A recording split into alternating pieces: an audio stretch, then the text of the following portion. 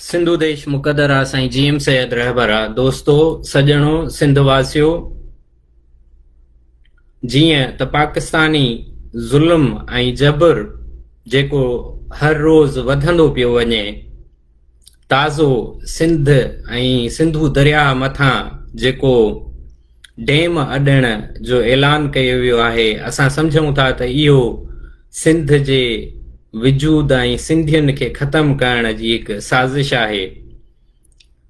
इहा जेका जबर ऐं ॾाढ जी रियासती हरबा ऐं ज़ुल्म हले पियो, इहो सिर्फ़ डैम अॾण ताईं बीहे नथो, पर जेकॾहिं असां ॾिसूं त हींअर कुझु वक़्त दौरान जॾहिं सॼी दुनिया कोरोना वायरस जे करे सॼी दुनिया जा माण्हू कोरोना वायरस जे करे परेशान ऐं तकलीफ़ ज़दा रहिया आहिनि, उन्हनि ॾींहंनि में बि पाकिस्तानी जबर ऐं रियासती ऑपरेशन घटिजण या बीहण जो नालो ई नथो वठे।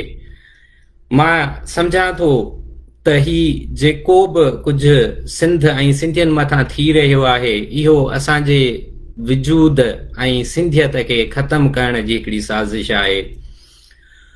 जबरी गुमशुदगियूं हुजनि, हर रोज़ कंहिं न कंहिं घर ते चढ़ाई, कंहिं न कंहिं नौजवान सिंधी सियासी कारकुन खे खंभण, सिंधियुनि खे हिन ॾुखे वक़्त में असां सिंधियुनि नौजवाननि जा लाश ॾियण, बुख, बदहाली, महांगाई, सिहत जो न हुअण, मां सम्झां थो त ही रियासत बिल्कुलु इहो तयन करे चुकी आहे त हाणे सिंध ऐं सिंधियुनि खे वधीक जीअण न ॾिनो वेंदो। ताज़ो मज़हबी ॾाढ जे करे सिंध जे शऊर खे रोकियो वियो। सिंध जूं न्याणियूं जॾहिं एहतजाज लाइ रोडनि ते बीठियूं त उन्हनि खे एहतजाज करण जो हक़ खसियो वियो। जेको बि सिंधी अदीब, शाइर, लेखक जेकॾहिं सिंधियत ऐं सिंध लाइ लिखे थो त उनखे बि जबरी तौर गुम कयो वञे थो। इज़हार जी आज़ादीअ जी बिल्कुलु हिकु अहिड़ी हालत लॻी पई आहे जो केरु ॻाल्हाइण लाइ तयारु न आहे। असां सिंधियुनि खां एहतजाज आवाज़ उथाइण जो हक़ खसियो वियो आहे त हिन ॾुखे वक़्त में जॾहिं सॼी दुनिया जा जेके बि सुधरियल मुल्क आहिनि, उहे पंहिंजे माण्हुनि, पंहिंजे अवाम जे भलाईअ लाइ सोचे रहिया आहिनि, उन वक़्तु पाकिस्तान सिंधियुनि ऐं सिंध खे हिन पंहिंजे इस्तेहसाल ॾाढ जो शिकार बणायो वेठो आहे। मुंहिंजे ख़्याल में ही जेके बि असां ते रियासती ऑपरेशन थियनि पिया था, क़ौमी तहरीकुनि जे मथां, नौजवाननि जे मथां, सिंधी सियासी शऊर जे मथां, सिंध जे सेक्युलर सोच जे मथां, इहो ज़ुल्म ऐं ॾाढ ग़ुलामीअ जे करे आहे। जीअं त सिंध पाकिस्तान जी कॉलोनी बणियल आहे, इन करे रियासत पंहिंजे कब्ज़े ऐं पंहिंजे ॾाढ जे ज़रिए असां सिंधियुनि खे हिसाए मारण ऐं ख़तम करणु चाहे थी।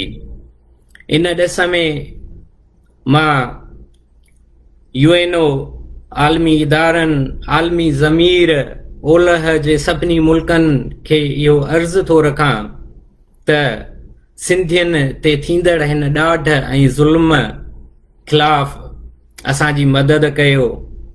सिंध हिकु तारीख़ी मुल्क आहे, सिंधियत हिकु तारीख़ी तहज़ीब आहे।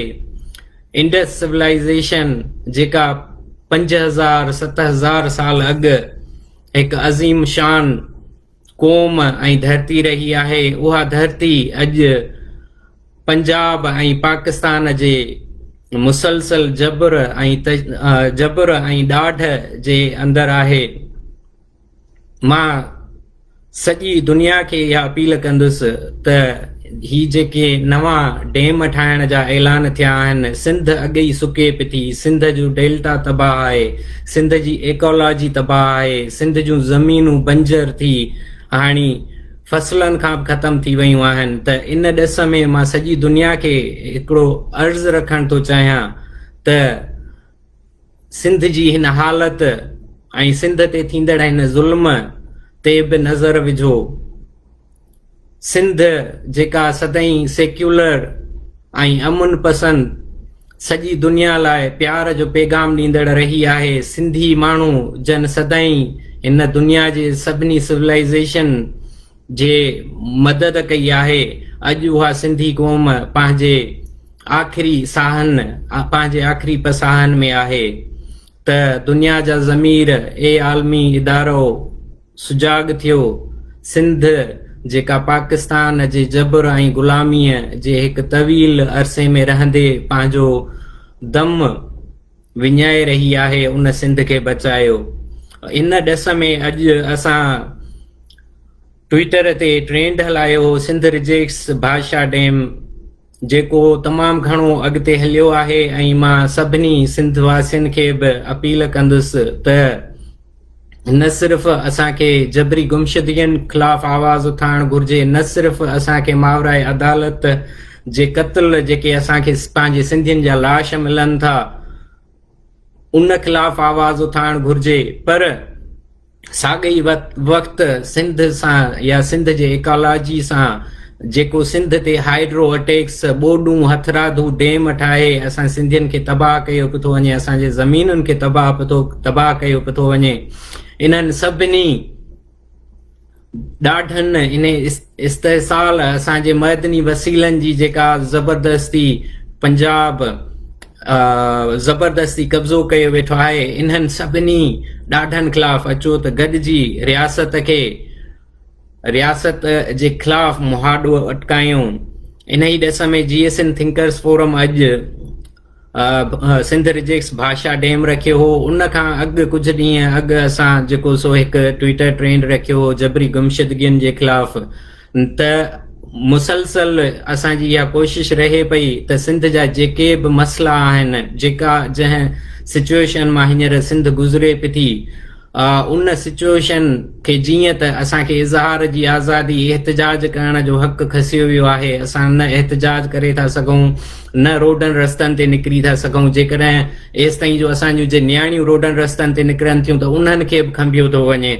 त उन महल उन वक़्तु असां वटि सोशल मीडिया हिकु अहिड़ो हथियार आहे जंहिंजे ज़रिए असां रियासती ॾाढ खे वाइखो करे था सघूं। जेके बि रियासत ज़ुल्म करे रही आहे उन्हनि खे दुनिया आॾो आणे था सघूं। जीअं त पाकिस्तानी मीडिया पंजाब ऐं पाकिस्तान जे इदारनि जे कंट्रोल में आहे, सिंधियुनि जो को बि आवाज़, सिंधियुनि जो न प्रिंट मीडिया ते को आवाज़ रियासत ताईं या ॿाहिरि जे मुल्कनि ताईं पहुची सघे थो, न ई सिंध जो को बि लेखक या अदीब सिंध में रही करे हींअर सिंध जे लाइ लिखी सघे थो। जेकॾहिं को सच लिखे बि थो त उहो उनखे कूड़नि केसनि में फासाए या त वरी मज़हबी आड़ वठी उन्हनि खे जेलनि में बंदि कयो थो वञे।